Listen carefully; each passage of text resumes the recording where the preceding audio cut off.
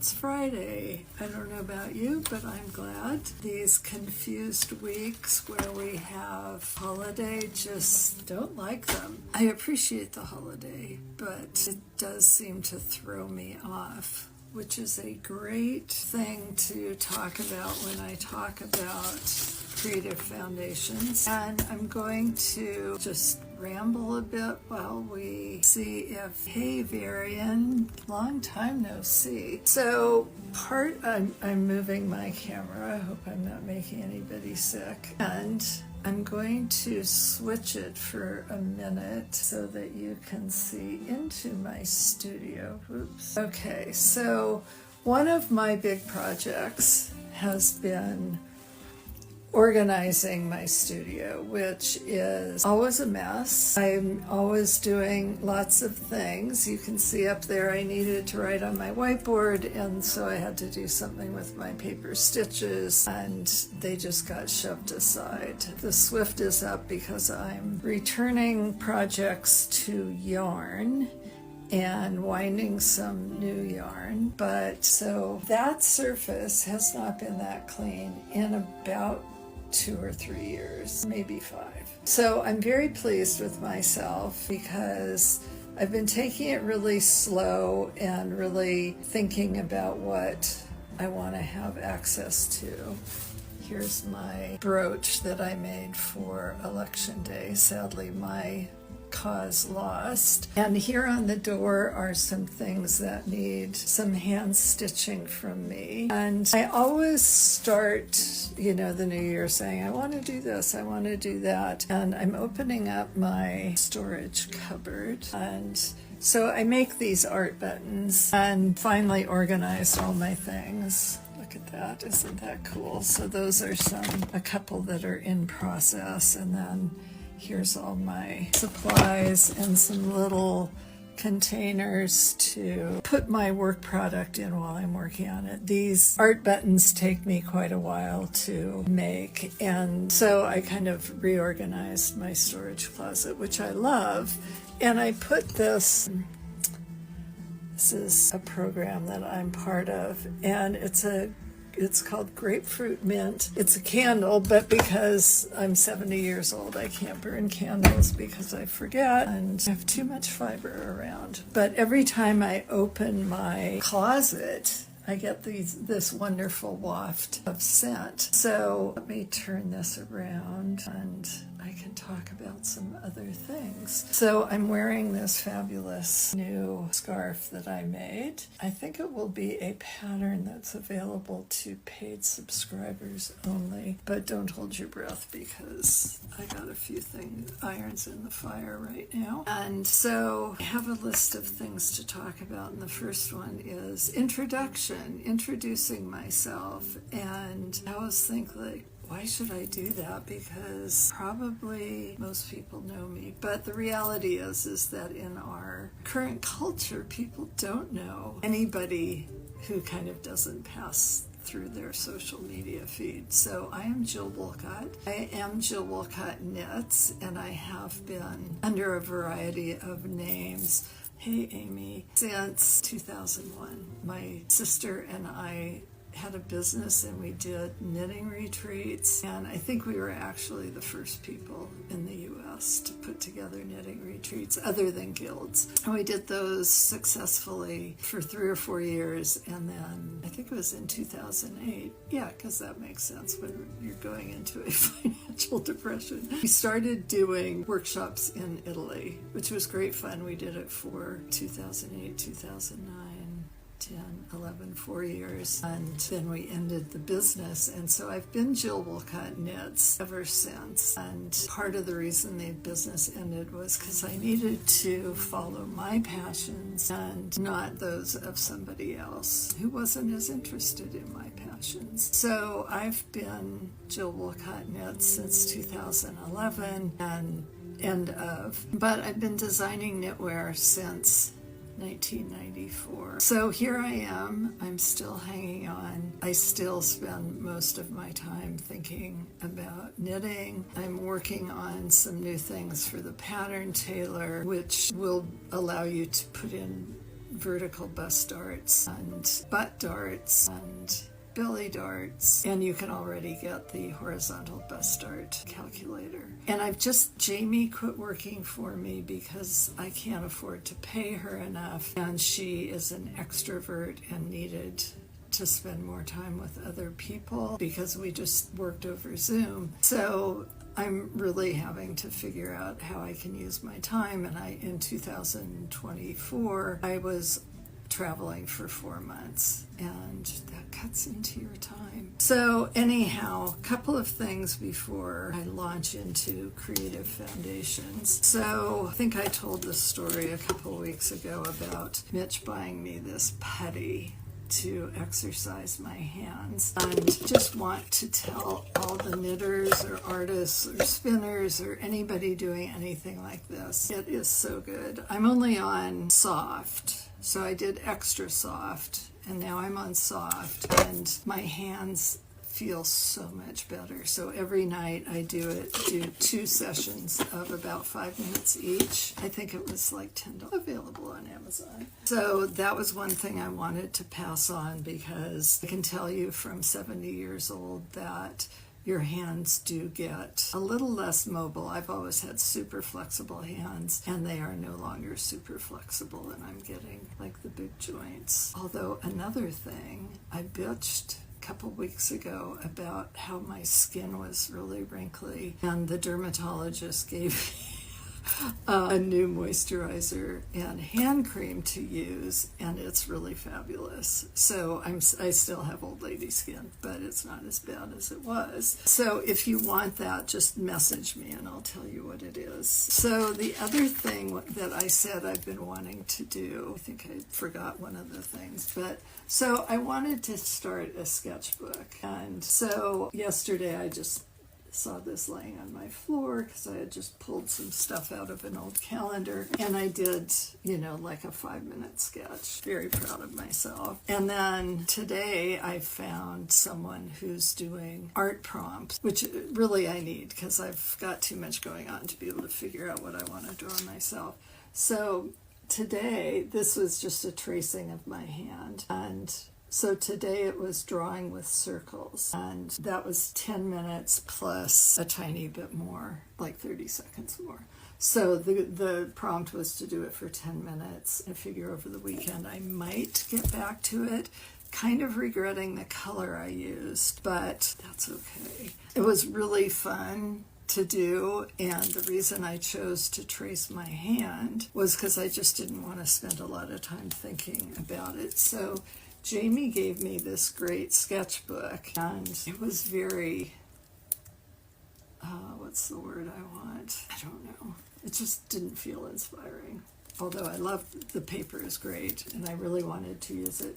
So I took some old washi tape and taped it all over, and then I put laminating sheets over it because the washi tape will start pulling off, and especially since it's old. So that's that over there, putting that out of the way. And I cut my fingernails today, but have failed to them. Don't recommend that. But I had the scissors in my hand and I had to cut them because I've been telling myself for 2 days that I would do that. So also I have, and I've given myself until the 5th, 5 p.m. on the 5th. Actually, I can go to 5:30 because that's when I take my bath. So I have all of these little notebooks, and I put my notes in them, which then, I never know which notebook they went in, and so I can't find anything. So my goal is to take out like what I will actually use in the next 6 months and throw everything else into the recycling and get this down to like 1 or 2, let's say 2 or 3 notebooks that are usable, and just put the others away. So I've got like piles of crap. So I've had 3 piles of stuff that need to be gone through. I've actually gone through all but one of the stacks and labeled everything. And literally they stare back at me every day, and I refuse to do anything with them. So again, I've given myself that deadline, and we'll see whether or not I do it. Anybody who knows me knows I only do what I want to do, and I'm pretty good at letting myself off the hook, so we will see. But exciting news, I have launched the registration for a seminar, semester-long seminar called Creative Foundations. And if you know me, creativity is just one of the things that is so important to me. And beginning in about 1994, don't ask me why I can always remember this stuff that's not that important, the dates. And I hate this haircut. I started realizing that my life was not structured to allow me to be as creative as I wanted to be and to find out more about what I wanted to do creatively. So like everyone else about that time, read The Artist's Way. Started really love it. But, there are things that she says that are really good. So, what was I saying? Artist's Way. Oh, it made me realize that I need to pay attention to my life and to myself and what I'm doing. At the same time, it was probably 1995, maybe 1996. I was living in Portland at the time, and I was asked to give a talk to the local knitting guild about where my ideas came from. That was such a crucial turning point for me because it made me stop and look at all the things that I just do and how they support my creativity. So that was very important, and it gave me kind of the idea everybody doesn't function the way I do. Having a creative brain is different. Two, that I had a lot of kind of regular things that I did to support my creativity, even though I wasn't really aware of them. And there's probably a 3, but who knows? So I started paying more attention and making mental notes to myself. So about the morning page, or the Artist's Way morning pages, I hated them, couldn't stand them. But I used to use them when I taught creative design classes, and she, I think, has you write for 15 minutes or more every day, and I just felt like all I did was bitch. I am not a morning person. Didn't feel like it was a really good exercise for me, but I used to have my students who wanted to be designers. When they came into class, I used to have them write for 5 minutes. And this was started in 2000. The people still picked up pencils and paper. And they each had an envelope that they could either bring every week or they could give it to me, and I just kept it in a closet. And so they wrote for 5 minutes, and they put the papers in the envelope, and what I found was it made so much difference in how present they were for themselves in the class, because you could write down, like, I was late, Bart got stopped, Muni was running late, I left too late and I missed my bus, just all of the things that distract us. Or I had to ride all the way in from whatever, this was in San Francisco, on the bus, and I had to stand the whole way. All of those things interfere with our ability to be creative. So by just kind of jotting them down, I was able to bring everybody into my classroom in a much more focused way. I had one student who was older, and she called them her morning pages, MOURN. And she said she put everything she regretted or that wasn't going well in the pages, and that it was just such a release for her. So I always think of them as morning/morning pages. I still have the little collection of rocks I did as an exercise from the Artist's Way. I've got some beautiful leaves that I pressed in a cookbook, and I've never figured out what to do with them. Maybe I'll put them in my sketchbook. So I did take a lot of good things away from the artist's way, but the thing that was just so important for me was paying attention and what do I need. One of the things that I found, which is kind of horrifying to say out loud, is that I let myself down constantly. And, this is part of being a creative person, that you're always moving on to the next thing, blah, blah, blah. But the way it was really manifesting for me that I found a problem with was that I was letting other people set the agenda for me. And partly it's because I'm lazy. Whatever, I'll do it. But also I was not requiring that other people respect my needs. And so one of the things that you can tell I didn't rehearse this at all, have always resented was people saying, just get everything done, then you can do what you want. Other people is always my mother. Always starts with my mother. But Mitch is a morning person, and he wakes up, he's ready to crack jokes or ask me questions or whatever. I am not a morning person, and all I want in the morning is to be alone with my thoughts. That's when I have my big thoughts. If I miss them in the morning, then they're gone. And so one of the things that I've done over the years is to figure out how I can have a life which requires that I mesh with a person who's completely different than me and have the life that I need for my creativity. So oddly enough, the thing that sustains me most, not in terms of building my creativity, but in terms of allowing me to find space for my creativity, is my routines. So I have a routine in the morning, that I walk through until I complete my morning routine with eating my breakfast, and then I go up to my office and stay in here. I go out to make lunch, come back. Mitch does a music hour every night, so at 5 o'clock he plays LPs, and I usually go down to the dining room table and, do editing or planning or things that I can just do sitting there listening to wonderful music. And then I don't do the dinner dishes. I do those in the morning. I don't do anything after I've finished eating. I knit, and that's my knitting time. I watch TV.